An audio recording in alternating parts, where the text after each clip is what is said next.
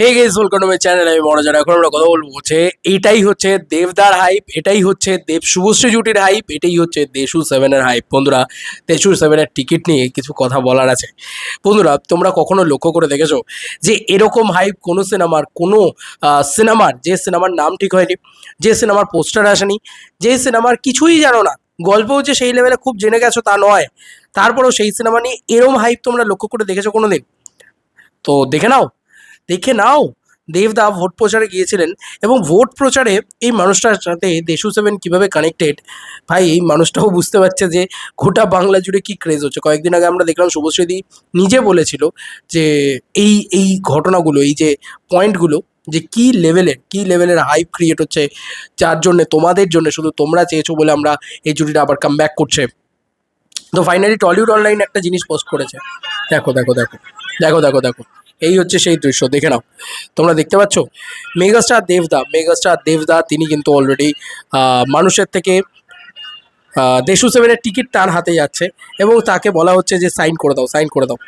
সাউন্ডটা একটু কমাই। হ্যাঁ, প্রথমত ভোট প্রচারে গিয়ে দেশু সেভেনের টিকিট, গোল্ডেন টিকিট অটোগ্রাফ দিতে হচ্ছে মেগাস্টার দেবকে।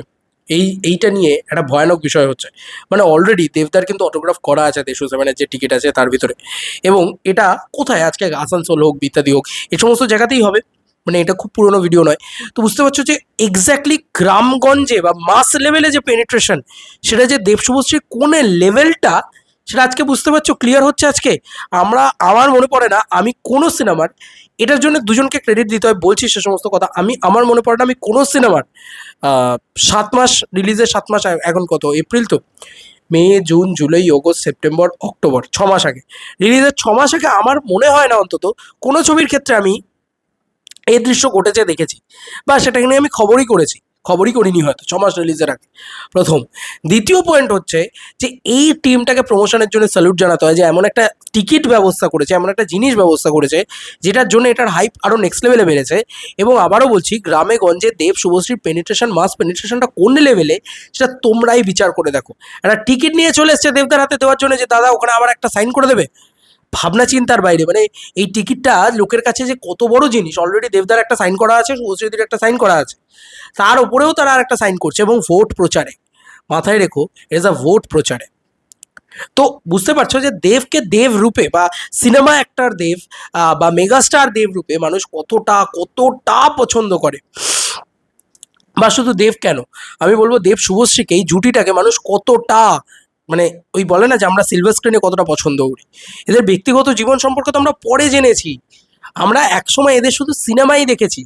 সিনেমা দেখে মনে হতো এরা যেন রিয়েল লাইফ কাপল, এরা যেন সব কিছু সিনেমাতেই মনে হতো। সিনেমা ওই লেভেলটা তারা রিচ করতে পেরেছিল। আর আমরা খুব ফর্চুনেট যে আমাদের কাছে মোবাইল ছিল না, আমাদের কাছে সো কল্ড এআই ছিল না, সো কল্ড এই এত সব পেলে নষ্ট জীবন ছিল না ছোটবেলায়। তো যাই হোক, আমার আমার না এত ইমোশনাল লাগছে, এত ভালো লাগছে দেশু সেভেন। অনেকেই বলছে দেশু সেভেনের অনেক কিছু আসবে। দেখো, একটা জিনিস বলতে হয়, দেশু সেভেনের শুটিং আপডেট হয়তো আসতে পারে যে আমরা কবে থেকে শুটিং শুরু করছি, এরকম কিছু। তবে অনেকেই বলছে যে পয়লা বৈশাখে, দেবদা তো নিজেই লাইভে এসে বলেছিল, তো হতেই পারে যে দেবদা পয়লা বৈশাখে। আমি বলছি না হবে না, আমি এটা কিন্তু কখনো বলছি না যে হবে না। হতেই পারে যে পয়লা বৈশাখে দাদা এসে ইয়েটাকে অ্যানাউন্স করে দিল, মানে টাইটেলটাকে অ্যানাউন্স করে দিল, দেশু সেভেনের টাইটেল। এবং দেবদা যেহেতু মানে লাইভে এসে বলেছিল যে আমরা আবার লাইভে আসবো, কাস্টিং ডিটেলস জানাবো পয়লা বৈশাখে। কিন্তু আমি বলছি না যে এটা হবে না, হতেই পারে। কিন্তু আমি বেশি আশা রাখতে বারণ করছি, কারণ যেহেতু দাদা এত ভোট প্রচারে যাচ্ছে, এত বেশি করে বিজি হয়ে পড়েছে ভোট নিয়ে, দাদার টিমটাও পুরো বিজি হয়ে রয়েছে, সেই কারণে বলছে, আর কিছু না। তবে ভাই, এরম লেভেলের হাইপ, এরম লেভেলের ইনসেন ক্রেজ আমি জীবনে কোনোদিন দেখিনি। কোনো ছবি নিয়ে দেখিনি, কোনো জুটি নিয়ে দেখিনি, অন্তত আমার জ্ঞান তো, আমার চোখে দেখা আমার বিগেস্ট ক্রেজ দেখলাম ভাই।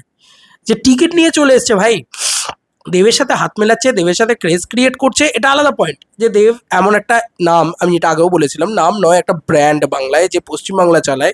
নাহলে তুমি বলো না, একটা মানুষকে হেলিকপ্টার দিয়ে গোটা বাংলায় ঘোরানো হচ্ছে কেন? কারণ সবাই জানে যে দেবদা যাওয়া মানে সেখানে ওই লেভেলে ভাইব হবে, ওই লেভেলে ক্রেজ হবে, ওই লেভেলে ভিড় হবে, এবং ডেফিনেটলি ওনার পাওয়ারটাই ওটাই দেবদা। তো এটা তো একটা পয়েন্ট গেল। কিন্তু তুমি ভাবো যে ভোট প্রচারে গিয়ে মানুষ 1.7 নিয়ে টিকিট দেবদার দিকে দিচ্ছে, যে সাইন করে দেওয়ার ভিতরে কত লোক, কত মানুষ যে অটোগ্রাফ নিচ্ছে। আর এটা তুমি বলো না, আজকের দিনে দাঁড়িয়ে, এই জামানাতে দাঁড়িয়ে, এই যে ছোট ছোট পুচকে পুচকে বাচ্চা, তারাও দেব দেব করছে। মানে বাচ্চা মেয়ে বাচ্চা ছেলে তারা কত, মানে আমাদের থেকেও কত ছোট। আমাদের ছোটবেলাটা না হয় দাদার ছবি দেখে কেটেছে, শুভশ্রীদির ছবি দেখে কেটেছে।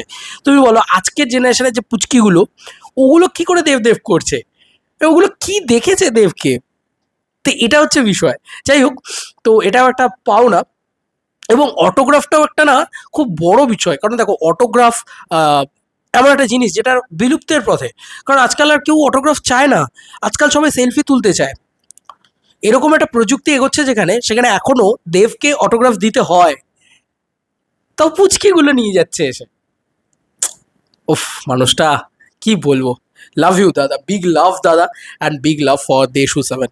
আমরা সবাই মানে ওপেন এক্সাইটেড হয়ে রয়েছি এখনো অবধি। যা সিনেমা দেখতে পাচ্ছি সবার তরি যদি মানে তীরে এসে তরি যদি ডুবেও যায়, দেশু 7 একমাত্র আমার মনে হচ্ছে যে এই ছবিটার ওপরে ভরসা রাখা যায় যে এই ছবিটা ভাই কিছু হাইপ ক্রিয়েট করবে, কিছু ক্রেজ ক্রিয়েট করবে, করছে, করবে কি করছে। চলো বন্ধুরা, নতুন কোনো ভিডিওতে দেখা হবে, বাই বাই।